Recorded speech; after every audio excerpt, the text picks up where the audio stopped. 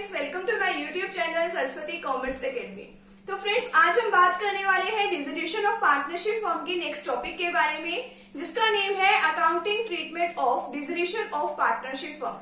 कि हम अपनी फर्म का डिसोल्यूशन करने जा रहे हैं। डिसोल्यूशन का मतलब है कि हम अपनी फर्म को क्या करने जा रहे हैं, क्लोज करने वाले हैं। तो अगर हम अपनी फर्म को क्लोज करने वाले हैं तो उसके लिए हमें काफी सारी अकाउंटिंग ट्रीटमेंट्स जो है वो करनी पड़ती है, और इसके लिए हमें काफी सारे अकाउंट्स प्रिपेयर करने पड़ते हैं। जैसे कि हमें रियलाइजेशन अकाउंट प्रिपेयर करना पड़ता है, पार्टनर्स कैपिटल अकाउंट प्रिपेयर करना पड़ता है, पार्टनर्स का लोन अकाउंट प्रिपेयर करना पड़ता है, एंड कैश और बैंक अकाउंट को प्रिपेयर करना पड़ता है।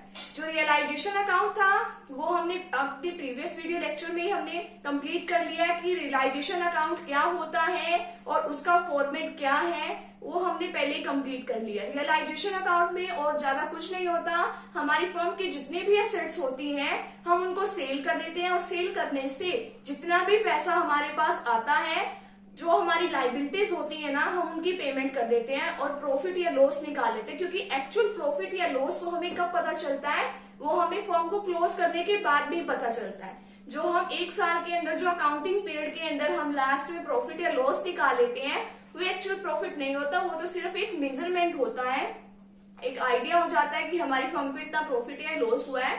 बट एक्चुअल का जो प्रॉफिट या लॉस होता है वो हमें रियलाइजेशन अकाउंट के टाइम पे पता लगता है। तो फ्रेंड्स, अगर आप मेरे इस यूट्यूब चैनल पर न्यू है तो चैनल को सब्सक्राइब कर दीजिए, वीडियो को लाइक कर दीजिए, बेल आइकन को प्रेस जरूर कर दीजिएगा ताकि आपको आगे आने वाली वीडियोस का नोटिफिकेशन मिलता रहे। तो अब बात करते हैं कि अकाउंटिंग ट्रीटमेंट्स हम किस तरीके से करते हैं। Accounting treatments on dissolution of partnership firm. इसके लिए जैसे कि मैंने आपको बताया था 4 अकाउंट्स प्रिपेयर करने पड़ते हैं। फर्स्ट रियलाइजेशन अकाउंट, जो हम ऑलरेडी कर चुके हैं। अगर आपको ये देखना है कि ये किस तरीके से प्रिपेयर होता है, इसका फॉर्मेट क्या है, वो आप डिस्क्रिप्शन बॉक्स में जाके इसके लिंक दिए हुए हैं, आप वहां से चेक कर सकते हैं। नेक्स्ट है partners loan account, partners capital account and cash और बैंक अकाउंट। कैश और बैंक अकाउंट जो है एक मेन अकाउंट है, क्योंकि इसकी वजह से ही हमें हमारा जो आंसर है वो वेरीफाई हो जाता है कि वो सही है या नहीं है।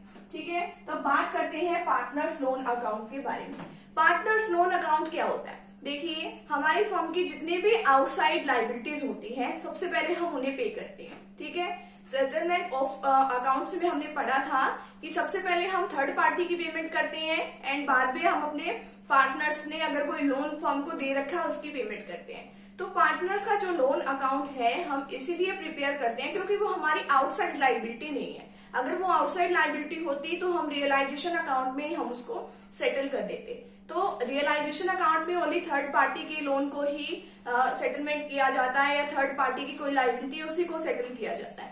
अब पार्टनर्स ने अगर कोई फर्म को लोन दे रखा है तो उस लोन की जो पेमेंट है वो हम एक अलग से अकाउंट प्रिपेयर करते हैं, जिसको हम पार्टनर्स लोन अकाउंट कहते हैं। ठीक है, पार्टनर्स लोन अकाउंट में क्या होता है कि जितनी भी अमाउंट की जो अमाउंट होती है लोन की, वो हम क्या कर देते हैं, क्रेडिट कर देते हैं। ठीक है, अब देखिए, पार्टनर्स का लोन अकाउंट डेबिट हुआ टू कैश या बैंक अकाउंट, यानी कि हमारी फर्म में जब कैश आती है तो हम उसको क्या करते हैं, डेबिट, और अगर हमारी फर्म से कैश जा रही है तो उसको हम क्या करते हैं, क्रेडिट। अब पार्टनर्स के लोन की हमारी फर्म क्या कर रही है, पेमेंट कर रही है। अगर हमारी फर्म पेमेंट करेगी तो उससे क्या होगा, तो जो हमारा कैश है वो चला जाएगा, तो उसको हम क्या कर देंगे, क्रेडिट कर देंगे। किसकी वजह से क्रेडिट हुआ, ये पार्टनर से हमने लोन ले रखा था उसकी वजह से, पार्टनर्स लोन अकाउंट डेबिट।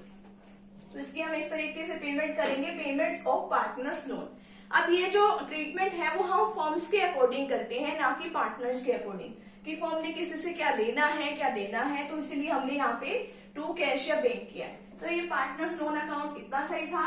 अब नेक्स्ट है पार्टनर्स कैपिटल अकाउंट। हमें क्या करना पड़ता है, पार्टनर्स की कैपिटल अकाउंट की भी सेटलमेंट करनी पड़ती है कि हमारी फर्म के जितने भी पार्टनर्स हैं, कि जब वो अकाउंट जब सारे क्लोज हो रहे हैं कि उन्होंने कितना कुछ लिया हुआ है हमारी फर्म से, जो अनडिस्ट्रीब्यूटेड प्रॉफिट्स या लॉस होते हैं उनकी हम रियलाइजेशन अकाउंट में जो एंट्रीज नहीं करते हैं, या कोई लॉसेज हैं, या और भी कोई रियलाइजेशन का ही प्रॉफिट या लॉस लगा लो, सारी अकाउंटिंग प्रिपरेशन करने के बाद, सारी अकाउंटिंग ट्रीटमेंट्स करने के बाद हम देखते हैं कि हमारे पार्टनर्स से हमारी फर्म ने पैसा मंगवाना है, यानी कि कुछ उनसे ही पैसा मंगवाना है, या उनका कुछ एक्स्ट्रा पैसा पड़ा हुआ है हमारी फर्म के अंदर कि सभी पेमेंट्स वगैरह करने के बाद, या उनको वापस करना है। तो इसमें हम ये देखते हैं सिर्फ।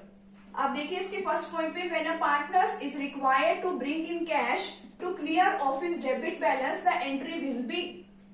जब एक पार्टनर्स को यानी कि एक when partners is required to bring in cash to clear of his debit balance.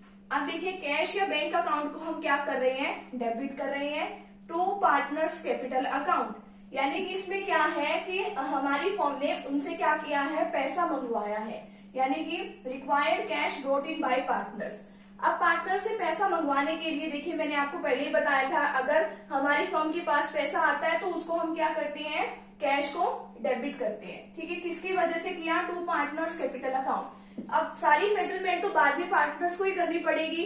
Firm को क्लोज करने के बाद देखना पड़ेगा कि पार्टनर को लॉस हुआ है या प्रॉफिट हुआ है, तो इसीलिए हम उनसे पैसा मंगवा भी सकते हैं और उनको एक्स्ट्रा होने पर पैसा दे भी सकते हैं। अब next, when A partner is paid the credit balance of his account. अब ये क्या है कि क्रेडिट बैलेंस है, ये डेबिट बैलेंस था। डेबिट बैलेंस तो आपको पता है ये पार्टनर्स के लिए खर्चा होता है, एंड क्रेडिट बैलेंस यानी कि उनके अकाउंट में पैसा जाएगा, बट पैसा देगा कौन, ये हमें फॉर्म्स के अकॉर्डिंग करनी पड़ती है। तो हमारी फॉर्म से क्या जा रहा है, देखिए यहाँ पे पैसा जा रहा है टू कैश या बैंक अकाउंट। ठीक है, किसकी वजह से गया, पार्टनर्स कैपिटल अकाउंट की वजह से गया। अब यहाँ पर देखिए यहाँ पे पैसा आ रहा था, किसकी वजह से आया, टू पार्टनर्स कैपिटल अकाउंट। सिर्फ हमें इतना सा ध्यान देना होता है कि हमारी फॉर्म में पैसा आ रहा है या पैसा जा रहा है। अगर पैसा आ रहा है तो कैश को डेबिट करेंगे, और अगर पैसा जा रहा है तो कैश को क्रेडिट करेंगे। ठीक है, पार्टनर्स कैपिटल अकाउंट की वजह से। इस तरीके से हम इसकी सेटलमेंट कर लेते हैं। लास्ट अकाउंट है हमारे पास कैश या बैंक अकाउंट। कैश या बैंक अकाउंट में हम क्या करते हैं, जितने भी हमारी ओपनिंग बैलेंस होती है कैश या बैंक की, all the receipts are entered on the debit side. जितने भी हमारी कैश की ओपनिंग बैलेंस होते हैं या बैंक के, वो हम डेबिट साइड में लिख लेते हैं, और जितने भी हमारे and all the payments are entered on the credit side of this account. और जितने भी पेमेंट्स होती हैं उसको हम कहाँ लिख लेते हैं, क्रेडिट साइड में लिख लेते हैं। लास्ट में क्या, इसमें हम सारी ट्रीटमेंट्स कर लेते हैं, और लास्ट में हमारा क्वेश्चन इस तरीके से वेरीफाई हो जाता है कि इन दोनों का जो आंसर है वो सेम है या नहीं। अगर सेम है तो हमारा क्वेश्चन करेक्ट है, अगर वो सेम नहीं है तो हमारा क्वेश्चन करेक्ट नहीं है। और हमें कैश या बैंक के लिए सिर्फ एक ही अकाउंट प्रिपेयर करना होता है, हमें अलग अलग अकाउंट्स जो है प्रिपेयर करने की जरूरत नहीं होती। तो ये तो था कि अकाउंटिंग ट्रीटमेंट्स जो है हमारे डिसोल्यूशन के टाइम पे फॉर्म के हम किस तरीके से करते हैं। तो फ्रेंड्स, अगर आप मेरे चैनल पे न्यू है तो चैनल को सब्सक्राइब जरूर कर दीजिएगा। थैंक यू वेरी मच, मिलते हैं नेक्स्ट वीडियो के साथ।